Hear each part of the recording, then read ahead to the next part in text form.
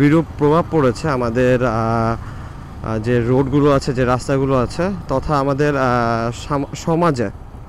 তো যার কারণে হচ্ছে এর প্রতিরোধে আমরা বাইকার কমিউনিটি সবাই ঐক্যবদ্ধ হয়েছি। তো এখন সিআরবির দিকে যাচ্ছি, একটা মানববন্ধন আছে, সে মানববন্ধনে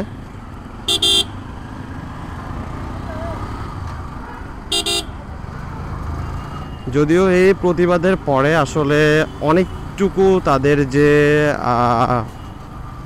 অর্থাৎ বিরূপ প্রভাব সেটা অনেকটাই কমেছে।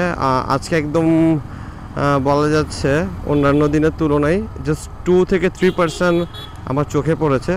বাট এটাও আমাদের আস্তে ধীরে হচ্ছে প্রতিরোধ গড়ে তুলতে হবে, কারণ আমাদের চিটাগং সিটিতে যদি আমি ধরি তাহলে প্রতিদিন প্রচুর অনাকাঙ্ক্ষিত দুর্ঘটনা ঘটছে। এবং এই অটোরিকশাগুলো বেসিক্যালি হচ্ছে যারা ইয়াং জেনারেশনের কিছু ছেলেরা আছে চালাই অপ্রতিরোধ্য গতি যেটাকে বলে, এটাই এক ধরনের বলতে গেলে